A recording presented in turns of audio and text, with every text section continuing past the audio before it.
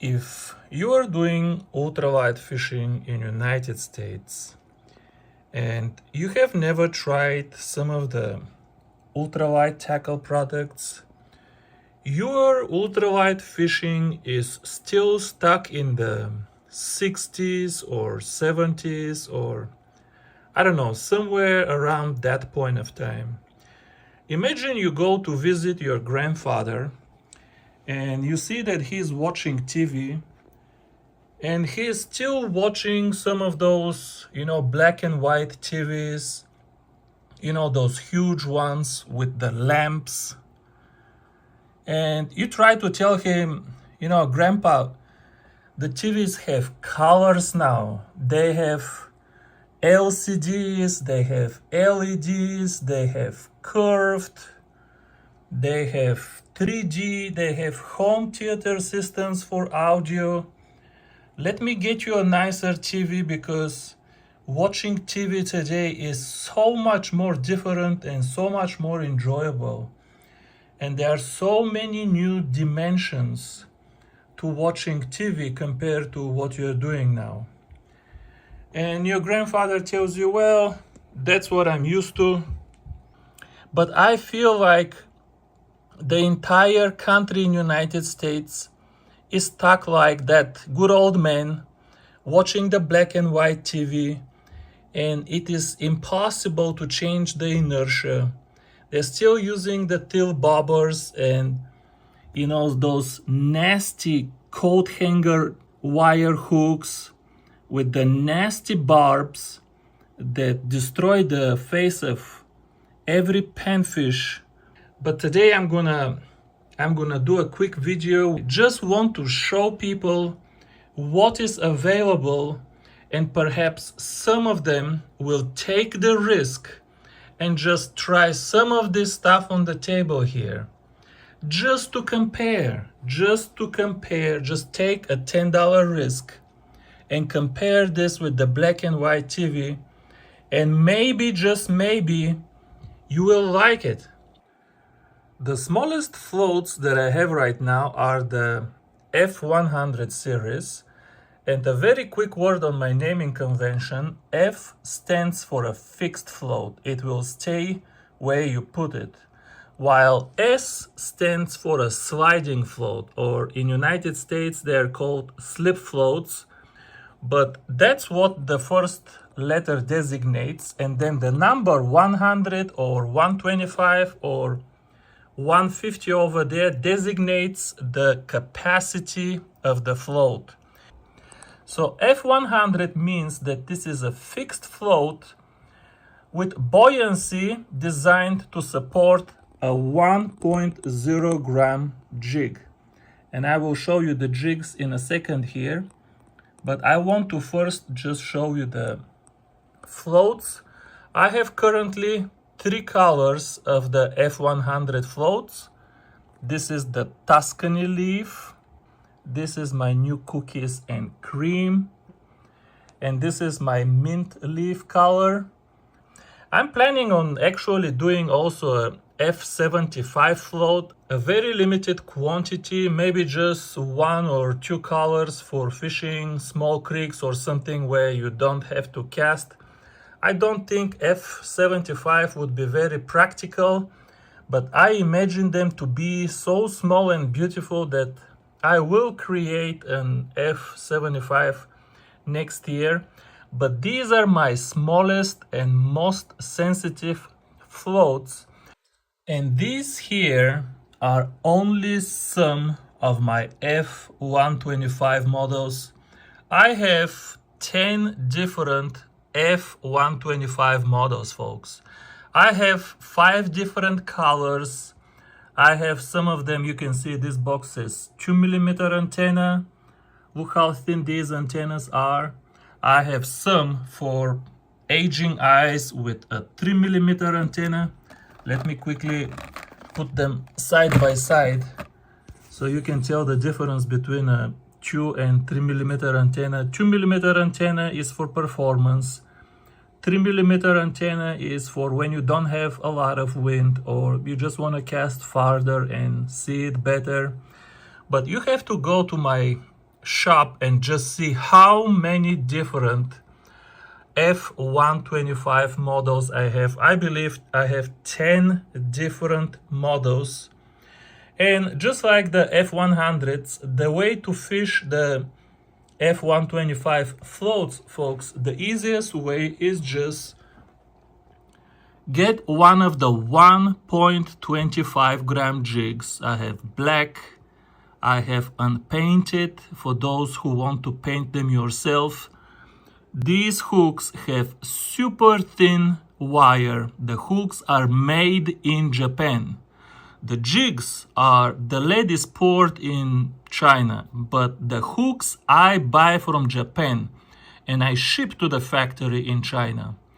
These are super thin wire, super sharp hooks. I have them in size 12 hook, which I recommend for bluegill, or size 10 hook, which I recommend for crappie. You slide the S or F125 float on the line and you just tie the jig under the float. These are my sliding floats. I have S150 and I have S125.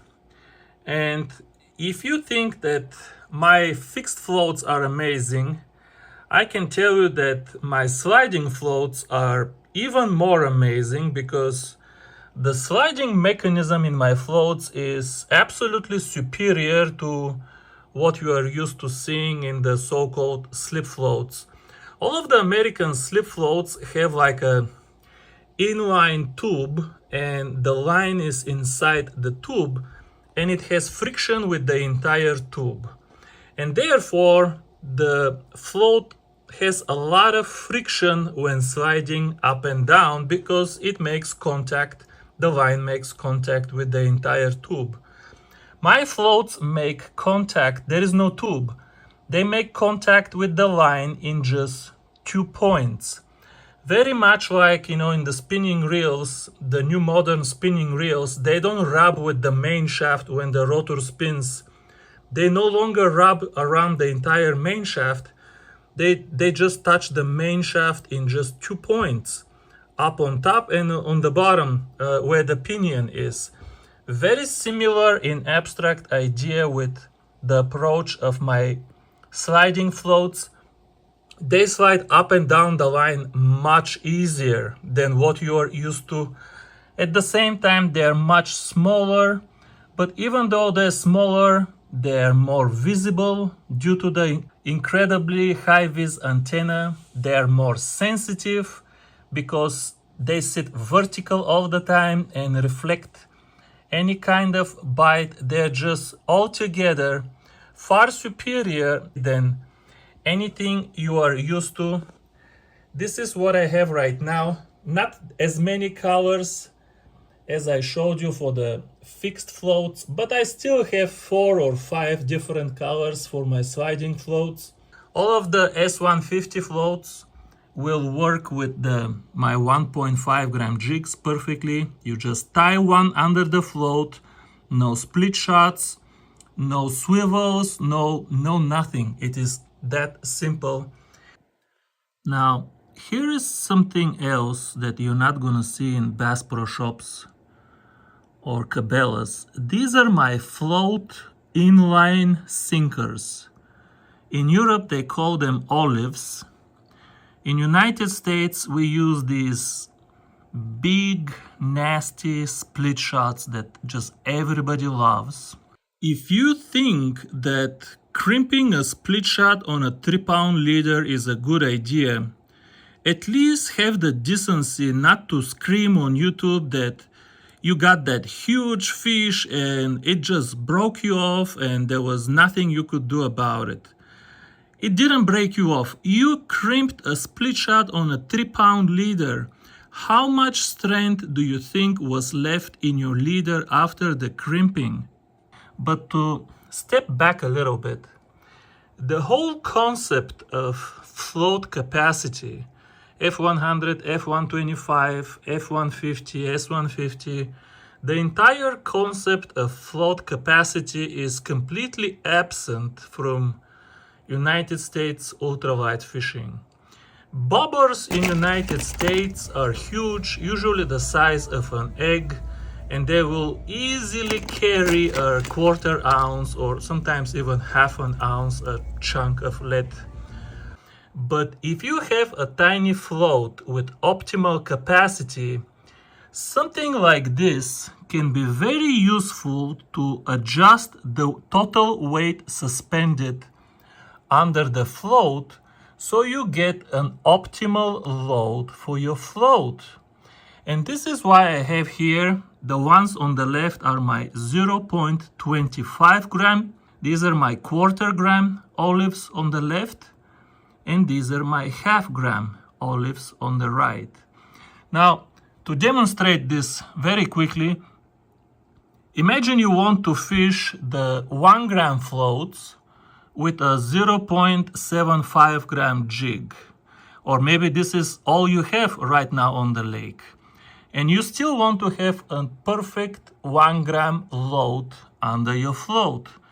Well, all you have to do is get one of my 1/4 gram olives, slide it on the line, put a little stopper under the olive, and there you go. Now you're fishing a 1 gram float with a 0.7 gram jig, and you still have the perfect load for the float. And your float is sitting perfectly vertical, and only the black cap is showing over the water. I'm about to let you go, but here is a close look of my 1 gram number 10 BG1 jig heads dressed with a bison color trout magnets. Yes, they have the clips. I'm not going to talk about clips in this video. I'm going to make a separate video just about clips. But have you seen a better looking bluegill jig head? And the last thing I'm gonna show you folks before I let you go is my ultralight fishing gloves. Like everything else, they carry the iFish Tackle DNA. The iFish Tackle DNA is small, finesse, and beautiful. And I challenge you, even if you shop from Japan, find me ultralight fishing gloves with a thinner, stretchier material that doesn't have anything on the inside of the palm to obstruct your sensitivity when you're holding the fishing rod. If you wear fishing gloves while fishing, I mean, just take a quick look at these. I worked so hard to create these products, and I am so proud of them. You can tell from my voice, I am so proud of them. And the only thing I'm wishing now is just to reach some new people. If you are somebody who has never tried any of my products, just take a risk.